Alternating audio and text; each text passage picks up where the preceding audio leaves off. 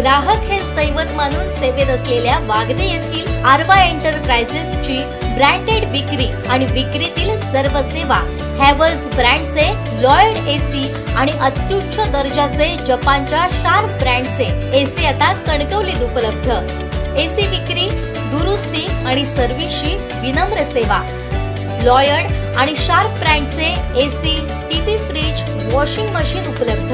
फायनान्सच्या सुलभ हप्त्यांची सुविधा आणि वाजवी दर यासाठी अल्पावधीतच प्रसिद्ध असलेल्या आरवाय एंटरप्राइजेसच्या सिंधुदुर्ग जिल्ह्यातील पहिल्या लॉयड आणि शार्प गॅलरीला अवश्य भेट द्या। आमचा पत्ता आरवाय एंटरप्राइजेस, नाईक पेट्रोल पंप समोर, वागदे, कणकवली। संपर्क 9619 61 15 58 आणि 91 30 34 79 08।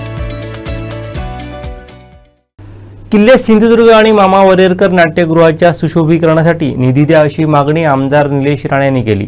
रणरागिणी तारा राणी या महानाट्याच्या प्रसंगी आमदार निलेश राणे बोलत होते। पाहूयात। आज अतिशय एका चांगल्या उपक्रमासाठी आपण मला आमंत्रित केलं, त्याबद्दल मी आपल्या सगळ्यांचे आभार व्यक्त करतो। हे सांगत असताना ही जी प्रेरणोत्सव समिती ज्या उद्देशाने तयार करण्यात आली आणि माझ्या अगोदरच्या मान्यवरांचं मी जे काही मनोगत ऐकलं, खरोखरच त्यांचं जेवढं कौतुक करावं तेवढं कमी आहे। कुठलंही मानधन न मिळता, कुठली कसली मदत मिळेल न मिळेल, कुठल्या विषयाची वाट न बघता आपण जे काम करताय, शिवरायांची आठवण करून शिवरायांचा जागर व्हावा म्हणून आपण जे काम करताय, खरोखर मनापासून मी आपलं माझ्या मनोगताच्या सुरुवातीलाच कौतुक करतो या कमिटीचं। कारण का हे सोपं नाही। मला माहिती आहे आर्किओलॉजिकल डिपार्टमेंट ऑफ इंडिया, मी खासदार असताना या डिपार्टमेंटची जवळून काम केलेलं आहे। जेवढं वेळ आपल्याला शिवरायांचा आहे, मी पण एक शिवप्रेमीच आहे आणि म्हणून कुठलाही खासदार आमदारच्या अगोदर आपण शिवप्रेमी आहोत। आणि शिवप्रेमीच्या नात्याने मी जेव्हा आर्किओलॉजिकल डिपार्टमेंट ऑफ इंडियाकडे गेलो होतो, शेलार साहेब, मी जेव्हा आमदार झालो आणि पहिल्यांदा विधिमंडळामध्ये भाषण केलं, तर किल्ल्या ह्या विषयावर मी काही माझी मतं मांडली होती की आर्किओलॉजिकल डिपार्टमेंट ऑफ इंडियाकडे काही नाही आपल्याला द्यायला सध्या तरी। आता मोदी साहेब आलेत म्हणून त्याच्यामध्ये काही बदल झाले असतील। मी जेव्हा होतो तेव्हा लोक वेगळी होती, सत्ता वेगळी होती आणि पक्ष वेगळा होता। आता सत्ता वेगळी आल्यानंतर मी राणेसाहेबांकडे ही मागणी करत असतो की साहेब, ह्या आर्किओलॉजिकल डिपार्टमेंट ऑफ इंडियाकडून राज्य सरकारने चर्चा करावी आणि जी आमची ठेवण आहे, आम्ही दर शिवजयंतीला आम्ही महाराजांचा अभिषेक करण्यासाठी त्यांच्या सिंधुदुर्ग किल्ल्यावर जातो। किल्ल्याची अवस्था कधी कधी बघवत नाही। ही जी समिती आहे ती आपल्या आपल्या परीने काम करते। शिवरायांवर सगळ्यांचंच प्रेम आहे, पण राज्य सरकार म्हणून आपल्याला आर्किओलॉजिकल डिपार्टमेंट ऑफ इंडियाकडे किंवा भारत सरकारकडे आपल्याला जी मागणी केली पाहिजे, आपल्याला कदाचित हे किल्ले आम्हाला मिळतात किती, त्या काळात जेव्हा मी खासदार होतो साहेब तेव्हा 2.5 कोटी रुपये मिळायचे, ते पण आज मिळाले तर पुढच्या वर्षी मिळायचे नाही। 5 वर्षामध्ये मला 2दाच पैसे मिळाले, एकदा 2.5 कोटी आणि एकदा 1,63,63 लाख। या जवळपास 4.25 कोटीमध्ये आपण हे किल्ले कसे आपण सांभाळणार आहोत? ह्या किल्ल्याची डागडुजी पण होणार नाही। तुम्ही जर सगळ्या बाजूची तटबंदी बघितली, तटबंदी आता ढासळत आलेली आहे।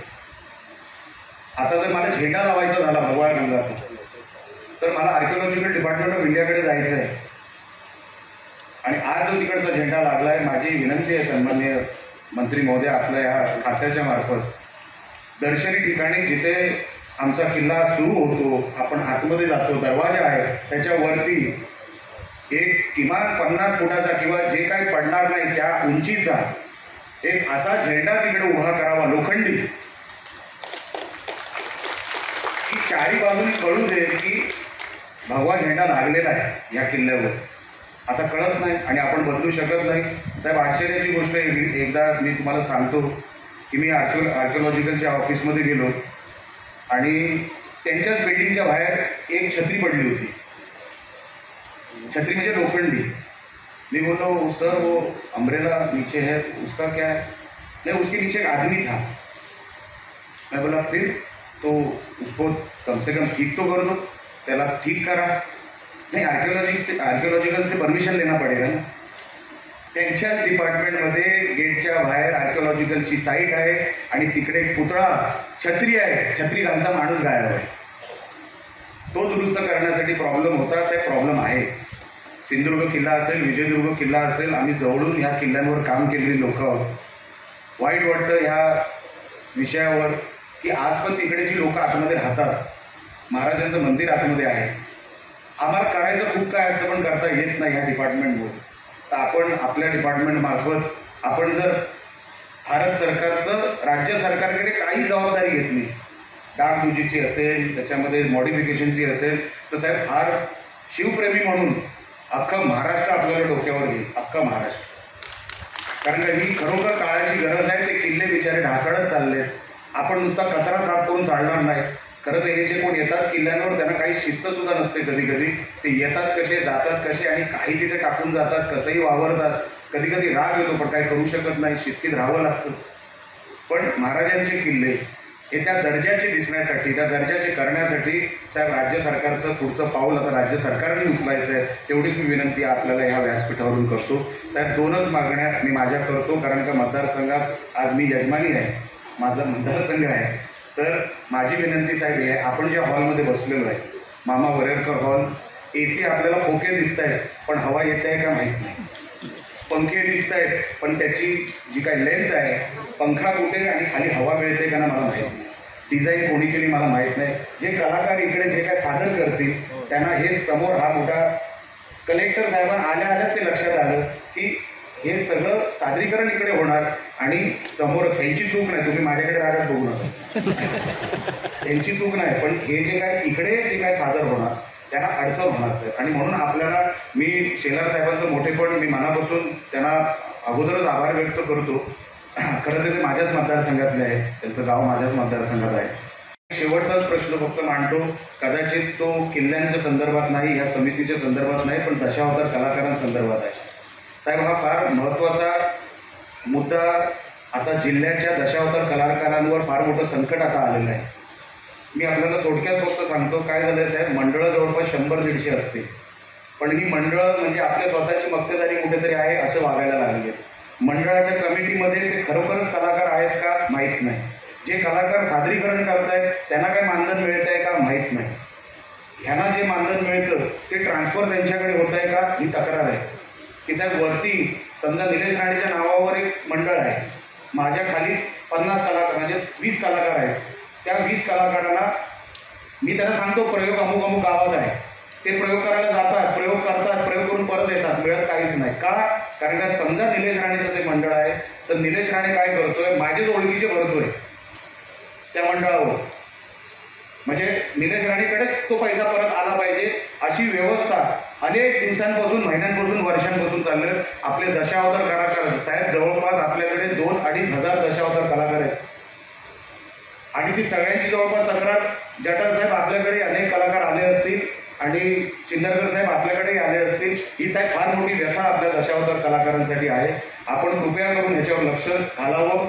एक दालनामध्ये पालकमंत्री साहेब असतील, मी असेल, आम्हाला सगळ्यांना बोलवावं आणि ही जी काय दशावतार कलाकारांची बॉडी आहे ती सध्याची बॉडी त्याच्यावरती एक ऑडिट बसवावं की हे कोण आहे, काय करतात. दशावतार कलाकारांचं मुलांची फीस भरायला साहेब त्यांच्याकडे पैसे नाही.